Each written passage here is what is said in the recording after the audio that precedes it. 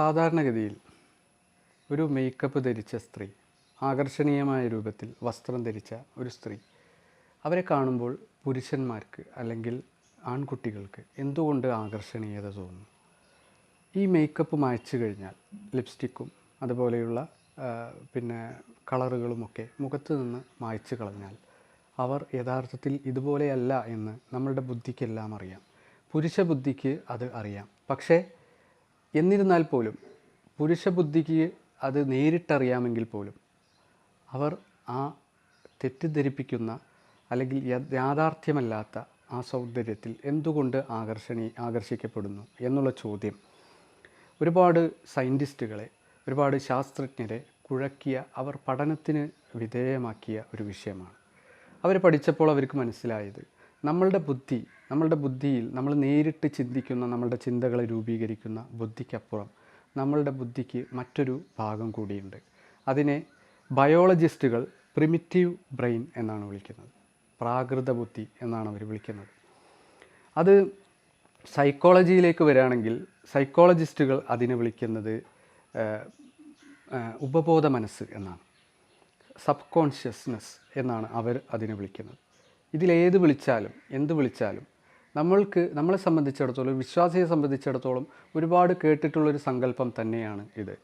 ഷഹ്വ എന്നുള്ള അർത്ഥത്തിൽ നമ്മളത് കേട്ടിട്ടുണ്ട്. അഥവാ ദേഹേച്ഛ എന്ന അർത്ഥത്തിൽ നമ്മൾ വിശുദ്ധ ഖുർആനിലും ഹദീസുകളിലുമൊക്കെ കേട്ടിട്ടുള്ള ഒരു സങ്കല്പമാണിത്. അതായത് നമ്മളുടെ ബുദ്ധിപരമായി നമ്മൾ ചിന്തിക്കുക, യുക്തിപരമായി ചിന്തിക്കുന്ന നമ്മളുടെ ബുദ്ധിക്കും ചിന്തയ്ക്കും അപ്പുറം നമ്മളുടെ ഉള്ളിൽ ഒരു ദേഹേച്ഛ നിലകൊള്ളുന്നുണ്ട്, ഒരു പ്രിമിറ്റീവ് മൈൻഡ്, ഒരു പ്രാകൃത ബുദ്ധി നിലകൊള്ളുന്നുണ്ട്.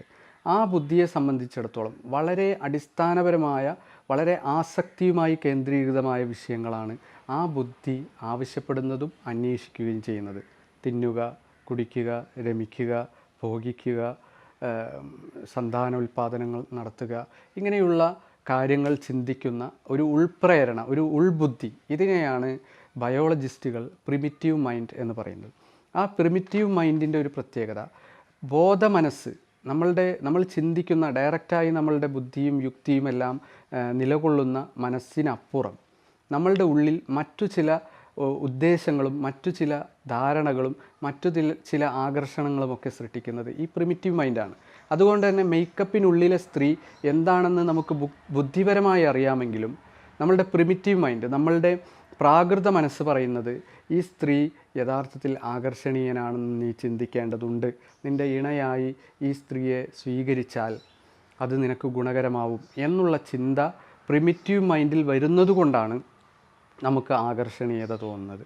ഉദാഹരണമായി പറയാം, സ്ത്രീകളുടെ കവിളിലെ ചുവപ്പ് പല ഗാനങ്ങളിലും പല കവിതകളിലുമൊക്കെ ആകർഷണീയതയുടെ ഭാഗമായിക്കൊണ്ട് പലപ്പോഴും ആവർത്തിക്കപ്പെട്ടിട്ടുള്ള ഒരു സംഗതിയാണ്.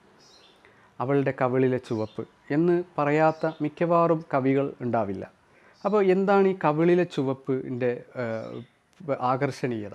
എന്തുകൊണ്ടാണ് പുരുഷന്മാർക്ക് അത് ആകർഷണീയമായി തോന്നുന്നത് എന്നതിനെപ്പറ്റി പഠിച്ചപ്പോൾ സയൻറ്റിസ്റ്റുകൾ പറയുന്നത്, oestrogen hormone also takes part in vascularising the skin on women's faces. സ്ത്രീയുടെ മുഖത്ത് അതിൻ്റെ ഉള്ളിലെ രക്തക്കുഴലുകളെ രൂപീകരിക്കുന്നതിൽ ഈസ്ട്രജൻ വളരെ പങ്ക് വഹിക്കുന്നുണ്ട് എന്നുള്ളതാണ്. ഈസ്ട്രജനും ടെസ്റ്റോസ്ട്രോണും എന്താണ് എന്ന് ഏകദേശം എല്ലാവർക്കും അറിയാം. ഈസ്ട്രജൻ എന്ന് പറഞ്ഞാൽ സ്ത്രീ ഹോർമോണുകളാണ്, സ്ത്രീത്വത്തെ പ്രതിനിധീകരിക്കുന്ന ഹോർമോണുകളാണ്.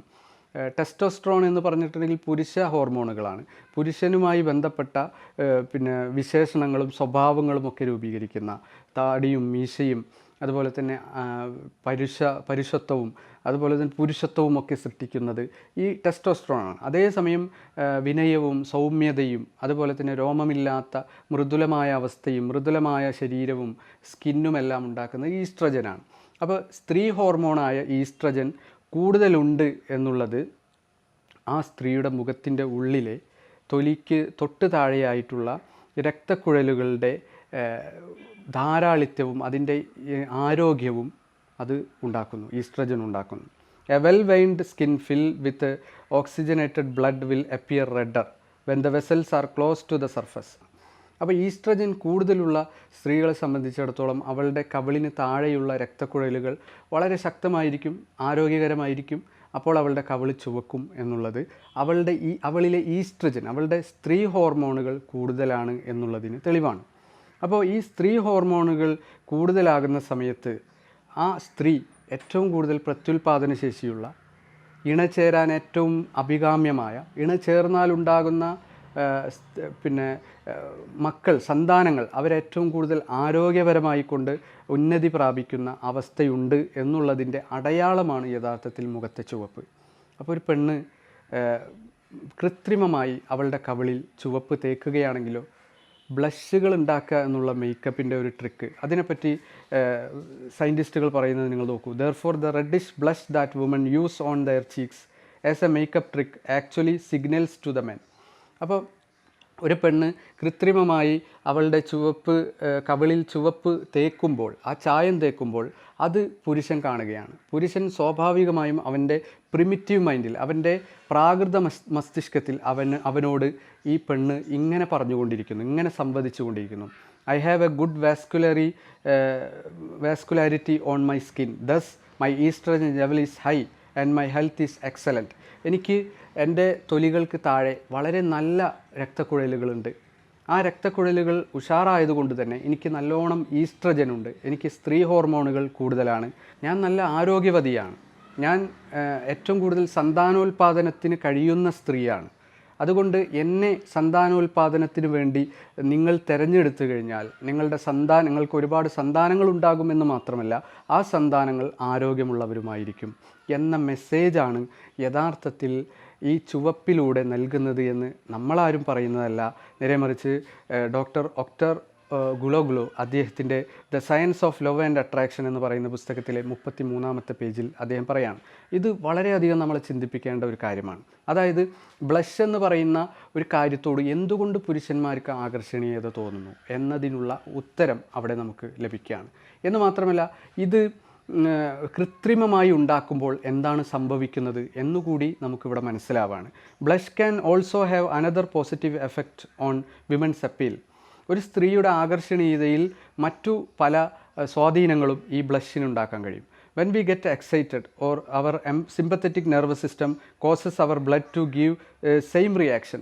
നമ്മളുടെ സിമ്പത്തറ്റിക് നെർവസ് സിസ്റ്റം ആക്റ്റീവ് ആകുമ്പോൾ, നമ്മൾ പെട്ടെന്ന് പേടിക്കുമ്പോൾ അല്ലെങ്കിൽ നമ്മൾക്ക് ഉത്കണ്ഠ വരുമ്പോൾ, ആ സമയത്ത് നമ്മളുടെ രക്തക്കുഴലുകൾ സജീവമാവുകയും നമ്മളുടെ രക്തങ്ങൾ സിരകളിലൂടെ ശക്തമായി ഒഴുകാൻ തുടങ്ങുകയും ചെയ്യും. അതുകൊണ്ട് തന്നെ നമ്മൾ ഇഷ്ടപ്പെട്ട ഒരു വ്യക്തിയുടെ അടുത്ത് നമ്മൾ സംസാരിക്കുന്ന സമയത്ത് അയാൾ എന്തെങ്കിലും ഒരു തമാശ പറഞ്ഞു കഴിഞ്ഞാൽ നമ്മളുടെ ബ്ലഡ് ഫ്ലോ അധികരിക്കുകയും സ്ത്രീകളുടെ കവിള് ചുവക്കുകയും ചെയ്യും.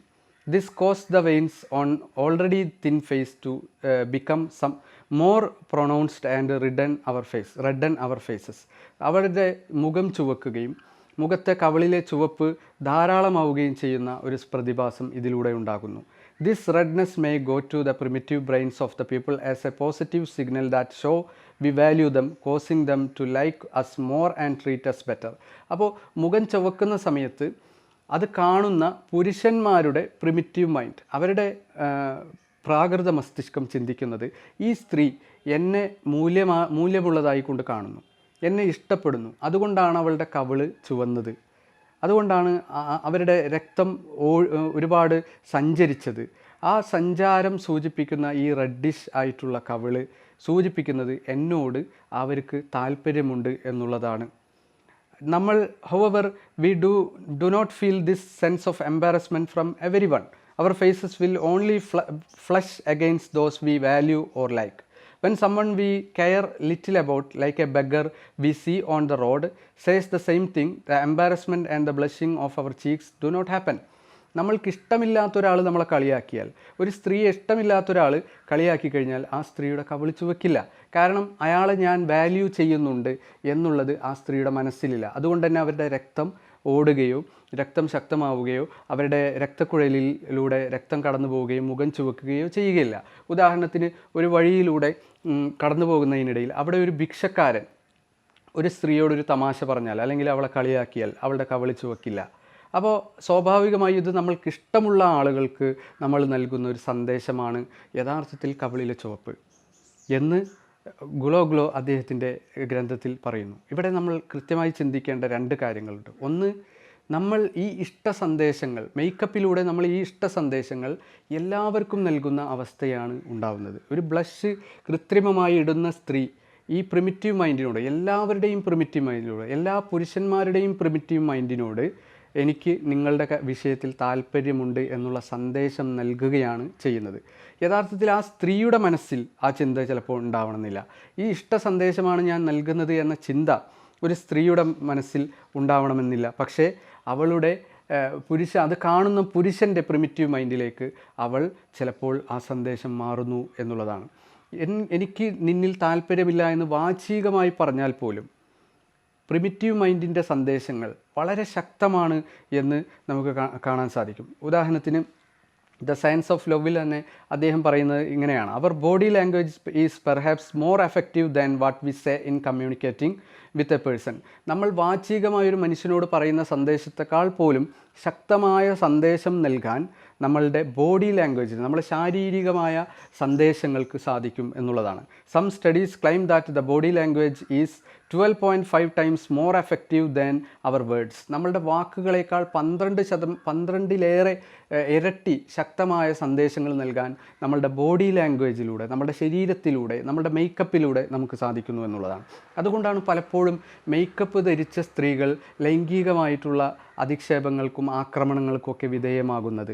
ഇവിടെ നമ്മൾ വിക്ടിം ബ്ലെയിമിംഗ് അല്ല നടത്തുന്നത്. നേരെ മറിച്ച് ആ സ്ത്രീകൾ എന്തുകൊണ്ട് ഈ പുരുഷന്മാർ ഇങ്ങനെ എന്നോട് പ്രതികരിക്കുന്നു എന്ന അവരുടെ അത്ഭുതത്തിൻ്റെ ഉള്ളിലെ രഹസ്യമാണ് ഇവിടെ വെളിവാകുന്നത്. എന്തുകൊണ്ട് ലൈംഗികമായി പ്രതികരിക്കുന്നു? കാരണം ആ സ്ത്രീകൾ അവർ വാചികമായോ മാനസികമായോ ബോധമനസ്സിലോ ഇഷ്ട സന്ദേശം നൽകിയില്ലെങ്കിൽ പോലും അവരുടെ മേക്കപ്പിലൂടെ, അവരുടെ ബ്ലഷിലൂടെ എല്ലാവർക്കും ഇഷ്ട സന്ദേശം നൽകുകയാണ് ആ സ്ത്രീ ചെയ്യുന്നത്. അപ്പോൾ നിയന്ത്രണമില്ലാത്ത, ലൈംഗിക അച്ചടക്കമില്ലാത്ത ചില പുരുഷന്മാർ ആ പ്രിമിറ്റീവ് മൈൻഡിൽ ആ സന്ദേശം ഉൾക്കൊള്ളുകയും ഇവൾക്ക് എന്നോട് താല്പര്യമുണ്ട്, അതുകൊണ്ടാണ് അവളുടെ കവിള് ചുവന്നത് എന്ന് അവൻ്റെ പ്രിമിറ്റീവ് മൈൻഡ്, അവൻ്റെ പ്രാകൃത മനസ്സ് ചിന്തിക്കുകയും ലൈംഗികമായി പ്രതികരിക്കുകയും ചെയ്യും. അതുകൊണ്ടാണ് വിശ്വാസികളെ സംബന്ധിച്ചിടത്തോളം അഭിലഷണീയമായ ഒരു സംഗതിയല്ല ഇത്തരത്തിലുള്ള മേക്കപ്പുകൾ എന്ന് പലപ്പോഴും മുസ്ലിം പണ്ഡിതന്മാർ പറയാനുള്ള കാരണം എന്ന് നമുക്കിതിൽ നിന്ന് മനസ്സിലാക്കാം. രണ്ടാമതൊരു കാര്യം എന്താണെന്ന് വെച്ചാൽ, ആകർഷണീയത എന്ന് പറയുന്നത്, നമ്മൾക്ക് കണ്ടാൽ ആകർഷണീയമാണ് എന്ന് തോന്നുന്നത് അത് യഥാർത്ഥത്തിൽ പ്രത്യുൽപാദനപരമായ വിഷയവുമായി ബന്ധപ്പെട്ടുകൊണ്ടാണ് എന്നുള്ളതാണ്. അതിൻ്റെ ബന്ധം യഥാർത്ഥത്തിൽ പ്രത്യുൽപാദനവുമായി ബന്ധപ്പെട്ടതാണ്. മറ്റൊരു ഉദാഹരണങ്ങൾ നിങ്ങൾ നോക്കൂ. ബ്ലോണ്ടായിട്ടുള്ള മുടി, ചമ്പിച്ച മുടി, ഈസ്ട്രജൻ കൂടുതലാണ് സ്ത്രീക്ക് എന്നുള്ളതിന് തെളിവാണ്. നീണ്ട മുടി, അത് ഈസ്ട്രജൻ, നീണ്ടതും സമൃദ്ധവുമായ സ്ത്രീയുടെ മുടി, അത് ഈസ്ട്രജൻ കൂടുതലാണ് എന്നുള്ളതിന് തെളിവാണ്. ഈ ഈസ്ട്രജൻ്റെ കൂടുതലാകട്ടെ അത് സൂചിപ്പിക്കുന്നത് ഈ പെണ്ണ് അല്ലെങ്കിൽ ഈ സ്ത്രീ പ്രത്യുൽപാദന ശേഷി കൂടുതലുള്ള സ്ത്രീയാണ് എന്നുള്ള ഒരു വസ്തുതയാണ്.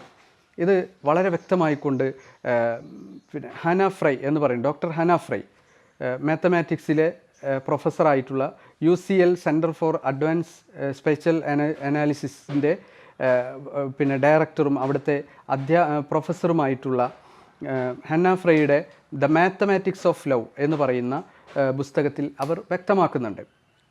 The significance of these traits seems to lie in their connection to the prevalence of male and female hormones. As girls go through puberty, their hormones will have a direct impact on how their facial features develop. ഒരു സ്ത്രീ അവളുടെ വളർച്ചയിലൂടെ കടന്നു പോകുന്ന സമയത്ത് അവളുടെ ആരോഗ്യവും അവരുടെ ഹോർമോണും തമ്മിൽ വളരെയധികം ബന്ധം സ്ഥാപിതമാവുന്നു. Women with high levels of estrogen will end up with full lips and large waist to hip ratio. ഒരു സ്ത്രീയുടെ ശാരീരികമായ ഘടന അവളുടെ ഈസ്ട്രജനുമായി ബന്ധപ്പെട്ടുകൊണ്ട് മാറുന്നു അല്ലെങ്കിൽ ബന്ധപ്പെടുന്നു.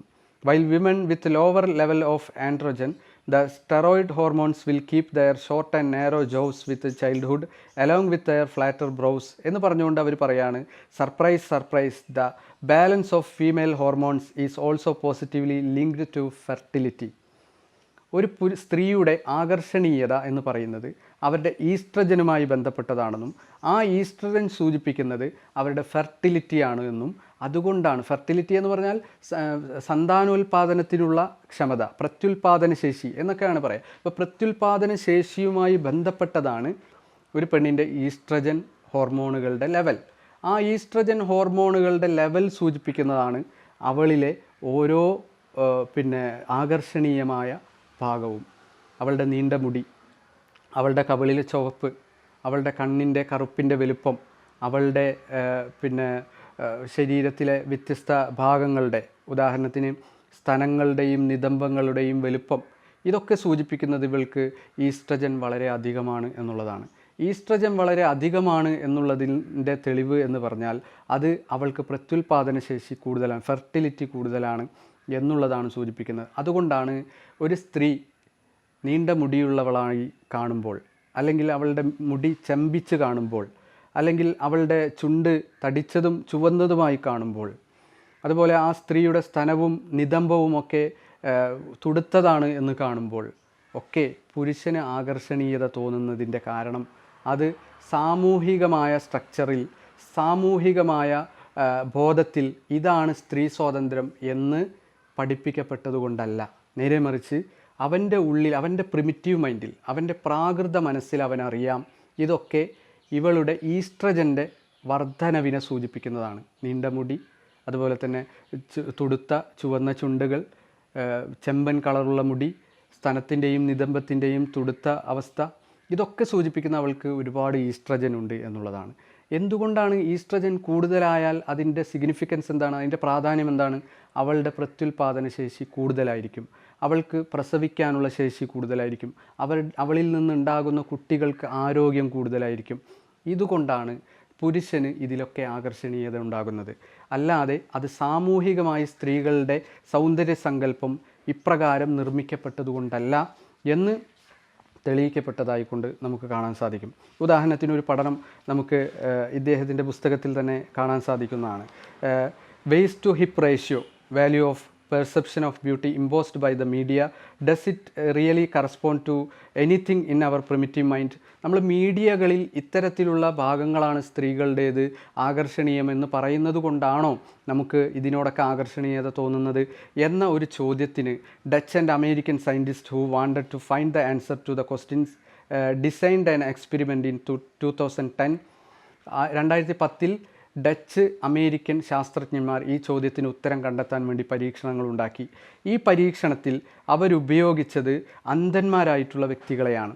അന്ധന്മാരായ വ്യക്തികളെ സംബന്ധിച്ചിടത്തോളം അവർ TV കണ്ടിട്ടില്ല, സീരിയൽ കണ്ടിട്ടില്ല, അവർ ടാബ്ലോയിഡുകൾ ഉപയോഗിച്ചിട്ടില്ല, അവർ ഇൻ്റർനെറ്റിൽ സർഫ് ചെയ്തിട്ടില്ല. പക്ഷേ അവരെ കൊണ്ട് സ്ത്രീകളുടെ വ്യത്യസ്ത തരത്തിലുള്ള രൂപങ്ങൾ തൊട്ടു നോക്കിക്കൊണ്ട് സയൻറ്റിസ്റ്റുകൾ പരീക്ഷണം നടത്തി.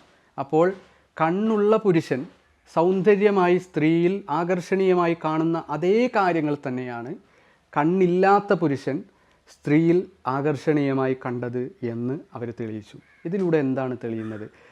നമ്മളുടെ കാഴ്ചയോ നമ്മളുടെ സമൂഹമുണ്ടാക്കുന്ന രൂപസങ്കല്പങ്ങളോ അല്ല ഈ ആകർഷണത്തിന് കാരണമെന്നും, നേരെ മറിച്ച് ഇത്തരത്തിലുള്ള ശാരീരിക ഘടന ഉണ്ടായിക്കഴിഞ്ഞാൽ സ്ത്രീയിൽ ഈസ്ട്രജൻ കൂടുതലായിരിക്കുമെന്നും, ഈസ്ട്രജൻ കൂടുതലായ വ്യക്തികൾക്ക് ഫെർട്ടിലിറ്റി, പ്രത്യുൽപാദന ശേഷി കൂടുതലായിരിക്കുമെന്നും നമ്മളുടെ പ്രിമിറ്റീവ് മൈൻഡിന്, നമ്മളുടെ പ്രാകൃത ബുദ്ധിക്ക്, പുരുഷന്മാരുടെ പ്രാകൃത ബുദ്ധിക്ക് അറിയാമെന്നും അതിലൂടെയാണ് ആകർഷണം എന്ന് പറയുന്ന ഒന്നുണ്ടാവുന്നത് എന്നുമാണ് ഇത് തെളിയിക്കുന്നത്. ഉദാഹരണത്തിന് omega-3 ആസിഡുകൾ, ഫാറ്റി ആസിഡുകൾ, ഇത് ഏറ്റവും കൂടുതൽ ഉണ്ടാകുന്ന സ്ത്രീകൾ എന്ന് പറഞ്ഞിട്ടുണ്ടെങ്കിൽ അത് നമ്മൾ പുറമേ നിന്ന് വാങ്ങി കുട്ടികൾക്ക് കൊടുത്താലും, അല്ലെങ്കിൽ നമ്മൾ ഭൗതികമായി നമ്മൾ ഉണ്ടാക്കിയിട്ട് അത് കുട്ടികൾക്ക് കൊടുത്താലും ഒന്നും ഉപകാരപ്പെടാത്തതിനധികം മനുഷ്യ ശരീരത്തിൽ ഉൽപ്പാദിപ്പിക്കപ്പെടും, പ്രത്യേകിച്ച് സ്ത്രീകളുടെ ശരീരത്തിൽ ഉൽപ്പാദിപ്പിക്കപ്പെടുന്ന omega-3 ഫാറ്റി ആസിഡുകളാണ് കുട്ടികളുടെ, സന്താനങ്ങളുടെ ബുദ്ധിയുടെ വളർച്ചയിൽ ഏറ്റവും കൂടുതൽ, മസ്തിഷ്കത്തിൻ്റെ വളർച്ചയിൽ ഏറ്റവും കൂടുതൽ ഭാഗമാക്കാവുന്നത്. ഗുലോഗുലോയുടെ ഒരു പഠനത്തിൽ അദ്ദേഹം പറയുന്നത് ഐൻസ്റ്റീൻ അടക്കം ഉള്ള സയൻറ്റിസ്റ്റുകളുടെ അമ്മമാരെ പരിശോധിച്ചു കഴിഞ്ഞാൽ ആ അമ്മമാർ അവരുടെ നിതംബവും അവരുടെ സ്തനവും വലുതായിരുന്നു എന്ന് കാണാം എന്നുള്ള വളരെ അത്ഭുതകരമായ നിരീക്ഷണം പോലും അദ്ദേഹം എഴുതി വെക്കുന്നത് കാണാൻ സാധിക്കും. അപ്പോൾ അമ്മമാരുടെ സ്തനവും നിതംബവും അതിൻ്റെ വലുപ്പവും ഒക്കെ കുട്ടികളുടെ ബുദ്ധിയുടെ വളർച്ചയ്ക്ക്, അവരുടെ മസ്തിഷ്കത്തിൻ്റെ വളർച്ചയിൽ സ്വാധീനിക്കുന്നു എന്ന് പറയുമ്പോൾ എന്തുകൊണ്ടാണ് പുരുഷന് അവയോടുള്ള ആകർഷണീയത ഉണ്ടാവുന്നത് എന്ന് നമുക്ക് ചിന്തിക്കാൻ സാധിക്കുന്നതാണ്. അപ്പോൾ ആകർഷണീയത എന്ന് പറഞ്ഞാൽ ഒരുപാട് വസ്തുതകൾ ഈ പഠനങ്ങളിലൂടെ നമുക്ക് കിട്ടാണ്. ഒന്ന്, ആകർഷണീയത എന്ന് പറഞ്ഞാൽ അത് സമൂഹ സൃഷ്ടിയല്ല, അത് സാമൂഹികമായി നിർമ്മിക്കുന്ന ഒന്നല്ല. എന്തുകൊണ്ട് നീണ്ട മുടിക്ക് പുരുഷന്മാർ ഭംഗി കാണുന്നു, എന്തുകൊണ്ട് ചെമ്പ് മുടിക്ക് ഭംഗി കാണുന്നു? ഇതൊക്കെ സമൂഹം അങ്ങനെയാണ് പഠിച്ചതും പഠിപ്പിച്ചതും എന്നതുകൊണ്ടല്ല നമുക്ക് ആകർഷണീയത തോന്നുന്നത്. എന്തുകൊണ്ട് സ്ത്രീയുടെ സ്തനവും അതുപോലെ തന്നെ നിതംബവും കാണാൻ പുരുഷൻ ആഗ്രഹിക്കുന്നു, അല്ലെങ്കിൽ അതിൻ്റെ ആകൃതിയും അതിൻ്റെ വലിപ്പവുമൊക്കെ പുരുഷന് ആകർഷണീയത തോന്നുന്നു? ഇത് സമൂഹം അങ്ങനെ പഠിപ്പിച്ചത് കൊണ്ടല്ല. നേരെ മറിച്ച് നമ്മളുടെ പ്രിമിറ്റീവ് മൈൻഡിൽ ഈ സ്ത്രീയുടെ ശരീരഭാഗത്തിൻ്റെ ഈ പ്രത്യേകതകളും ഈസ്ട്രജനും ഫെർട്ടിലിറ്റിയുമായിട്ടുള്ള പ്രത്യുൽപാദന ശേഷിയും സ്ത്രീ ഹോർമോണുകളും തമ്മിലുള്ള ഇതിൻ്റെ ബന്ധവും നമ്മളുടെ പ്രിമിറ്റീവ് മൈൻഡിന്, നമ്മളുടെ പ്രാകൃത മനസ്സിന് അറിയാം എന്നതുകൊണ്ടാണ്. അതാണ് ഒന്നാമതായി നമ്മൾ മനസ്സിലാക്കേണ്ടത്. രണ്ടാമതായി നമ്മൾ മനസ്സിലാക്കേണ്ടത്, കൃത്രിമമായി നമ്മൾ ഇത്തരത്തിലുള്ള കാര്യങ്ങൾ പ്രദർശിപ്പിക്കുമ്പോൾ ഈ പ്രദർശനങ്ങളൊക്കെ തന്നെയും ലൈംഗികതയുമായി ബന്ധപ്പെട്ട പ്രദർശനങ്ങളായി വ്യാഖ്യാനിക്കപ്പെടുന്നത് യഥാർത്ഥത്തിൽ ഈ പ്രിമിറ്റീവ് മൈൻഡിൻ്റെ വ്യാഖ്യാനമാണ്.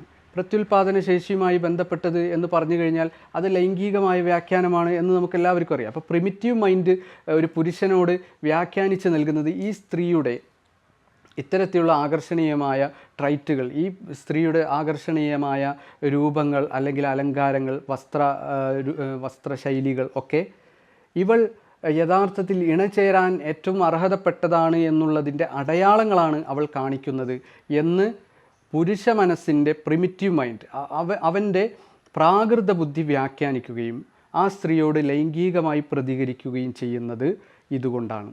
അപ്പോൾ സ്ത്രീ വാചികമായി പ്രകടിപ്പിച്ചില്ലെങ്കിലും ഉണ്ടെങ്കിലും ആ സ്ത്രീയുടെ ശാരീരികമായ പ്രകടനങ്ങളിലൂടെ പുരുഷൻ്റെ പ്രിമിറ്റീവ് മൈൻഡിന് നൽകപ്പെടുന്ന സന്ദേശം എന്താണെന്ന് വെച്ചാൽ, അവൾ ലൈംഗികമായും പ്രത്യുൽപാദനപരമായും ഒരുക്കപ്പെട്ട അല്ലെങ്കിൽ അതിന് യോജിച്ച അനുയോജ്യയായ പെണ്ണാണ് എന്നുള്ള സന്ദേശമാണ്. അതിനവൾ ഒരുക്കമാണ് എന്നുള്ളതാണ് അവളുടെ കൃത്രിമമായ മേക്കപ്പുകളിലൂടെ അല്ലെങ്കിൽ വേഷവിധാനങ്ങളിലൂടെ പുരുഷൻ്റെ പ്രിമിറ്റീവ് മൈൻഡിന് നൽകപ്പെടുന്ന സന്ദേശം. ഇതുകൊണ്ടാണ് ഇത്തരത്തിലുള്ള വേഷങ്ങളോട് ലൈംഗികമായ പ്രതികരണങ്ങൾ ആഗോളാടിസ്ഥാനത്തിൽ സംഭവിക്കുന്നത്. ഇത് ഏതെങ്കിലും ഒരു സമൂഹത്തിൽ നടക്കുന്ന പ്രതിഭാസമല്ല. നേരെ മറിച്ച് ഇത്തരത്തിൽ അംഗലാവണ്യം പ്രകടിപ്പിക്കുന്ന അല്ലെങ്കിൽ ഇത്തരത്തിൽ ഈസ്ട്രജൻ്റെയും ഫെർട്ടിലിറ്റിയുടെയും സൂചകമായ ആകർഷണീയതയുടെ ഭാവങ്ങൾ സ്വീകരിക്കുന്ന, അത് പ്രകടിപ്പിക്കുന്ന സ്ത്രീകളോട് എന്തുകൊണ്ടാണ് ലൈംഗികമായി പ്രതികരിക്കുന്നത് എന്നതിനുള്ള ഉത്തരം, അത് യഥാർത്ഥത്തിൽ പുരുഷൻ്റെ പ്രിമിറ്റീവ് മൈൻഡ്, അവൻ്റെ പ്രാകൃത മനസ്സിന് ഇത് വ്യാഖ്യാനിക്കുന്നത്, ഇത് ഈ സന്ദേശം ഉൾക്കൊള്ളുന്നത്, ഈ ഇഷ്ട സന്ദേശങ്ങൾ മനസ്സിലാക്കുന്നത് ലൈംഗികമായി കൊണ്ടാണ് എന്നുള്ളതാണ്. അപ്പോൾ ആകർഷണീയതയുടെ ലൈംഗികതയും പ്രത്യുൽപാദനവുമായി ബന്ധപ്പെട്ട ബന്ധം എന്താണ് എന്ന് തിരിച്ചറിയാത്തത് കൊണ്ടാണ് സ്ത്രീകൾ ഇത്തരത്തിലുള്ള പ്രകടനങ്ങൾ, ആകർഷണീയതയുടെ പ്രകടനങ്ങൾ നടത്തുന്നതും പുരുഷന് മനസ്സിലാവാതെ തന്നെ അവന് ബോധപൂർവം ഈ സ്ത്രീ വാചികമായി ഒരു പ്രേമാഭ്യർത്ഥനയോ ലൈംഗികാഭ്യർത്ഥനയോ നടത്താതെ തന്നെ പുരുഷൻ പ്രേമാഭ്യർത്ഥനയും ലൈംഗികാഭ്യർത്ഥനയും അങ്ങോട്ട് തിരിച്ച് നടത്തുന്നത് എന്നുള്ളതിൻ്റെ ഉത്തരമാണ് യഥാർത്ഥത്തിൽ അതിൽ നിന്ന് മനസ്സിലാക്കേണ്ടത്. അപ്പോൾ ഒരു സ്ത്രീയെ സംബന്ധിച്ചിടത്തോളം ഇസ്ലാം അവിടെ ഈ ഇഷ്ട സന്ദേശങ്ങൾ അവൾ നൽകേണ്ടത് മേക്കപ്പിലൂടെയാണെങ്കിലും അംഗലാവണ്യങ്ങൾ പ്രദർശിപ്പിക്കുന്ന രൂപത്തിലുള്ള വേഷവിധാനങ്ങളിലൂടെയാണെങ്കിലും ഈ പ്രേമ സന്ദേശങ്ങൾ നൽകേണ്ടത് സുരക്ഷിതമായ പ്രണയത്തിൽ അഥവാ വിവാഹാനന്തരം തൻ്റെ ഭർത്താവിൻ്റെ മുമ്പിൽ മാത്രമാണ് എന്ന് ഇസ്ലാം പറയുന്നു. അല്ല എങ്കിൽ ഈ പ്രേമ സന്ദേശങ്ങൾ അല്ലെങ്കിൽ ഈ ലൈംഗിക സന്ദേശങ്ങൾ അത് ലൈംഗികമാണെന്ന് സ്ത്രീ വ്യാഖ്യാനിച്ചാലും സ്ത്രീ മനസ്സിലാക്കിയാലും ഇല്ലെങ്കിലും പുരുഷൻ്റെ പ്രിമിറ്റീവ് മൈൻഡ് അങ്ങനെയാണ് മനസ്സിലാക്കുന്നത്. അതുകൊണ്ട് തന്നെ സ്ത്രീ അത് സൂക്ഷിക്കണം. ഇത് ലൈംഗികമായ വ്യാഖ്യാനമായിക്കൊണ്ടാണ് പുരുഷൻ്റെ മനസ്സിലേക്ക് ഇത് നൽകുന്നത് എന്നും പ്രിമിറ്റീവ് മൈൻഡ് എന്ന് പറയുന്ന ഒരു സാധനം മനുഷ്യന്മാരുടെ മസ്തിഷ്കത്തിൻ്റെ ഭാഗമായിക്കൊണ്ടുണ്ട് എന്നുമുള്ള തിരിച്ചറിവിലൂടെ പോകുന്ന ഒരു സ്ത്രീയെ സംബന്ധിച്ചിടത്തോളം ഇത് സുരക്ഷിതമായ പ്രേമത്തിൽ അഥവാ വിവാഹാനന്തരമുള്ള പ്രേമത്തിൽ പുരുഷനുമായി അല്ലെങ്കിൽ ഭർത്താവുമായി മാത്രം പങ്കുവെക്കേണ്ടതാണ് എന്നുള്ള തിരിച്ചറിവ് ആ ഇസ്ലാമിൻ്റെ പാഠം യാഥാർത്ഥ്യമാണെന്നും അതിന് പ്രസക്തിയുണ്ട് എന്നും ഇതിൽ നിന്ന് മനസ്സിലാവുകയാണ്. ഹിജാബിൻ്റെ പ്രസക്തി ഇതിൽ നിന്ന് നമുക്ക് മനസ്സിലാവുകയാണ്. ഇവിടെ നമ്മൾ ശ്രദ്ധിക്കേണ്ടത് മറ്റൊരു മൂന്നാമത്തെ പോയിൻ്റ് എന്താണെന്ന് വെച്ചാൽ, ഇത്തരത്തിൽ അംഗലാവണ്യങ്ങളും അതുപോലെ തന്നെ ശാരീരികമായ മേക്കപ്പുകളുമൊക്കെ ധരിച്ചു കൊണ്ടുവരുന്ന സ്ത്രീകളെ കണ്ടുകൊണ്ട് പുരുഷന്മാർക്ക് അല്ലെങ്കിൽ ആൺകുട്ടികൾക്ക് ആകർഷണീയത തോന്നുന്നു. അതോടുകൂടി അവൻ്റെ പ്രിമിറ്റീവ് മൈൻഡ് ശക്തമാവുകയും അവനോട് ഈ സ്ത്രീയെ സ്വന്തമാക്കാൻ വേണ്ടി അഭ്യർത്ഥിക്കുകയും ചെയ്യുന്നു. യഥാർത്ഥത്തിൽ ഈ സ്ത്രീ ബാഹ്യമായ പ്രകടനങ്ങൾ, ഈ മേക്കപ്പുകളൊക്കെ കളഞ്ഞാൽ ഈ സ്ത്രീ ഭൗതികമായ അവളുടെ ക്വാളിറ്റിക്കപ്പുറം ധാർമ്മികമായ ക്വാളിറ്റി ഉണ്ടോ എന്ന് പുരുഷൻ ശ്രദ്ധിക്കാതെ പോകുന്നു.